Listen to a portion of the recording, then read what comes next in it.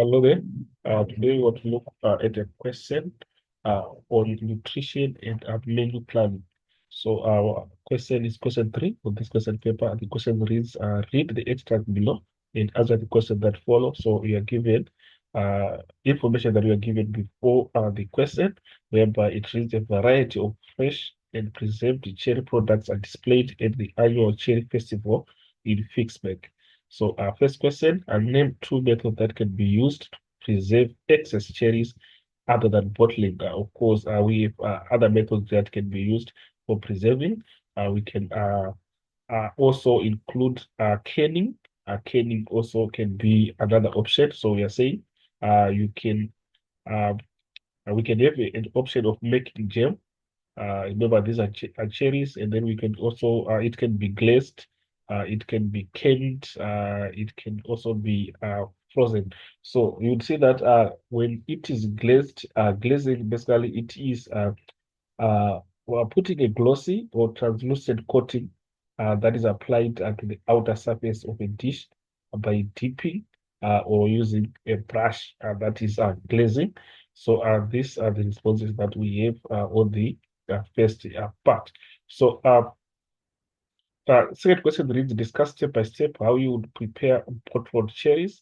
So obviously, we have some steps that needs to be followed as we are preparing pot and cherries. So these are the steps that we have. Wash and remove the pips from the cherries. Prepare the sugar syrup. Boil the food in the syrup until soft. Scoop the cherries into sterilized jars. Fill with syrup and seal. So these are the steps that we have. And then moving on to the next question, which reads and discuss. We are now on 3.2. And the following information about a dinner held for 100 guests at the Cherry Festival was given to the organizer. So we are given the information of sale price of the menu at 10,000 rands, and also given the food cost 3,500 rands, and then overhead costs, we have got 2,200 rands. So the first question that we have reads, calculate the total net profit. So basically, we just need to know the formula for calculating total net profit so that we can be able to uh, substitute the figures given to find the figure for net profit. So going to other section, we see that net profit is equal to selling price minus total cost. Of course, our total costs in this case, we have got food cost plus overhead costs. That is our food cost. Our food cost plus our overhead cost will make us give our total cost. So basically, our selling price is 10,000. We already have it, so we are just going to substitute by saying 10,000 rands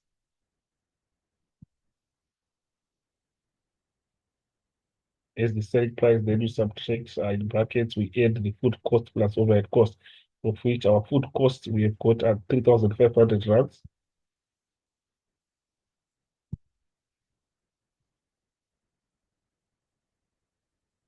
Then we add the overhead costs, which is 2,500 rands.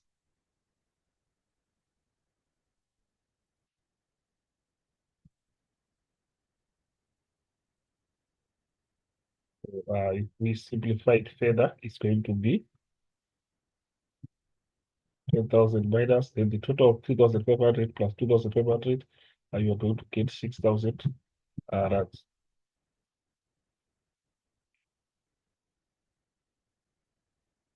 6,000 rands, and then the final answer becomes 10,000 minus 6,000, you get to 4,000. So we're saying your final answer becomes 4,000. The figure for 4,000 represents the figure for our net profit. So that's the calculation that we have. So moving on to the next part, we have calculated the cost for each guest. So obviously, to calculate the cost for each guest, we are going to say total costs are divided by the number of guests. So this is how we are going to calculate it. Which means we are not going to use this formula. The formula for cost per person is going to be total cost. Then obviously we are going to divide by uh, number of guests.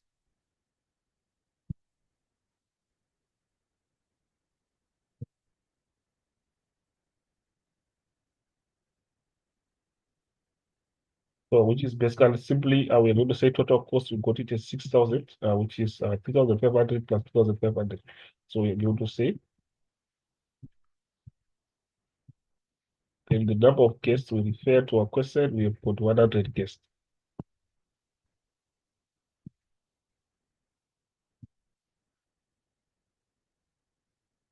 Obviously, the final answer now it is equal to we divide into 100 into 6,000, we're going to get it as a 60. So it's going to be 60 rands per person.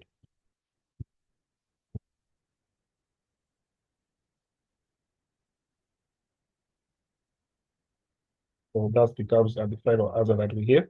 So moving on to the next question, it now reads, suggest 4 important aspects that the organizers of the dinner should include on their quotation. So what should we include on the quotation is question. So you see that the aspects that we should include, we have the name of the company, address, and contact details. So that is what we have.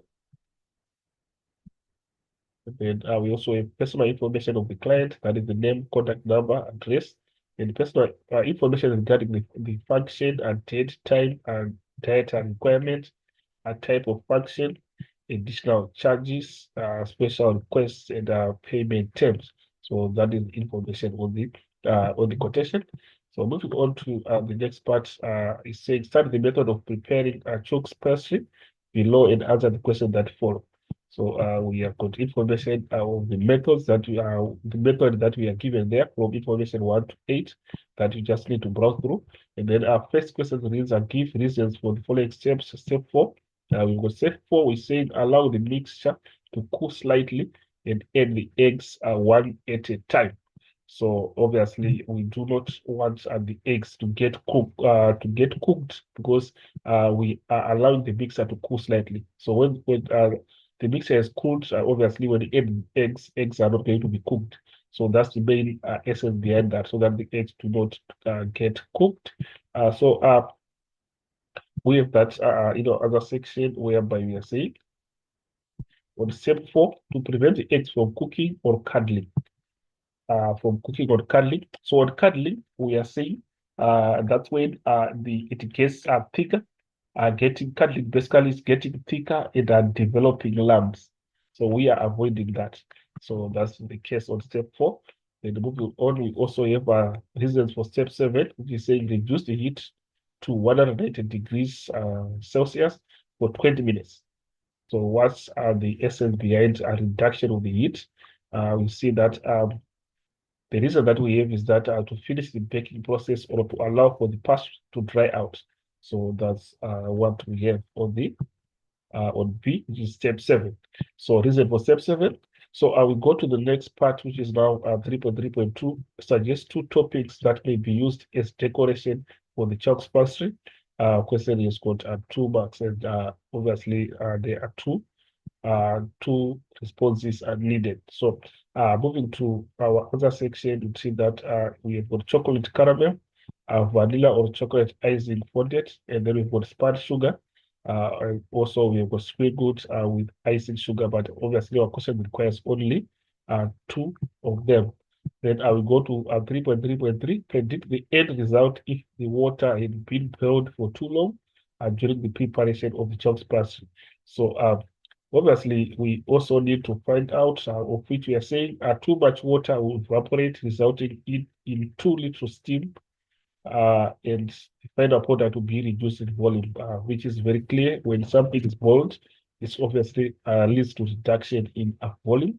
So that's what we have on that one. We go to the next question, which is going to be on question 3.4, differentiate between a polo vegetarian and a pesco vegetarian. So basically a polo vegetarian, it is basically the practice of adhering to a diet that incorporates poultry as the only source of meat. Um, in otherwise we can call it a vegetarian diet way. So that's a polo vegetarian. But the main essence is that uh, there is incorporating of poultry as the only source of meat. So pork is the only source of meat, but at the end of it, it also we are saying it's a vegetarian diet.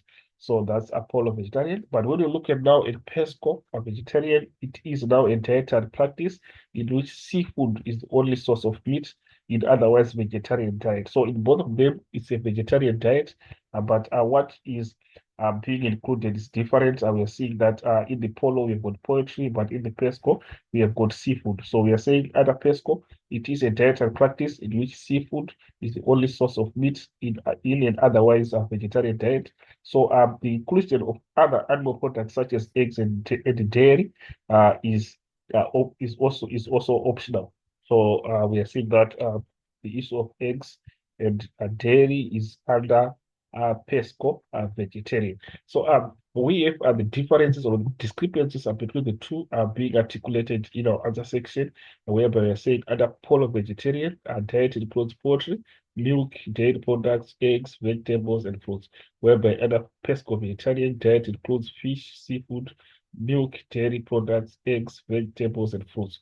So the only difference is on the poultry under polo and then seafood under pesco. That's what we have. We go to second point. Diet excludes red meat, fish, and seafood.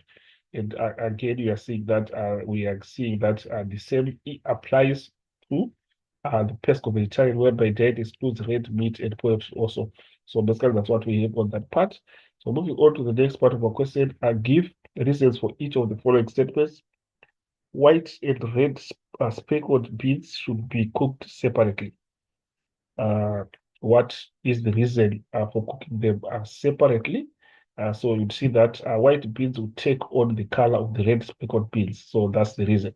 So the second point, second question is saying, do not boil dried beans without soaking. So obviously, it will take long for to cook them. If we cook them without, we boil them without soaking. So basically, this is the point that we have, answer section whereby saying it takes longer to cook, and the beans may break or separate from their skins. So that's how uh, why we should soak. So we go to the next part. Uh, Read the extract below and answer the question that follow. The extract reads, you are planning a cocktail function for your parents' anniversary. The function will last for 2 hours. The first question, determine the number of snacks to be served per person. And obviously, the number of snacks to be served per person. We are seeing that we have got 3 to 5 cocktail snacks. 3 to 5 cocktail snacks are being the correct response. Then we move on to the next part, which is saying, describe 4 guidelines to follow when preparing the cocktail steak. So guidelines to be followed. We are seeing that the steaks must be bite-sized, including 2 to 3 sweet snacks. They must be visually attractive and colorful. They must be tasty and well seasoned. They must include a variety of flavors. That's another option. And ingredients should be easily recognizable. And then we've got personal and kitchen hygiene is essential. So those are the last two that we have. So moving on to the next question, which is now 3.6.3. Evaluate the suitability of serving sticky ribs in the cocktail fraction. So obviously, is the issue of washing the hands after eating can be a problem. So we are saying uh, it's unsuitable. The guests would dirty their hands or may need a finger boil, need a side plate to serve. So the issue of dirtying their hands is of key, and also they may need a finger boil, which is something making the art suitability. So we go to the next part of our question, which is saying, recommend 3 sweet bite-sized cocktail snacks that you may include on the menu. So these are the 3. We've got fruits are dipped in chocolate. We've got chocolate truffles. We also have scones. So those are three that we have according to our response. So this becomes the last question that we have according to this video. And thank you for listening, and hopefully the video was helpful.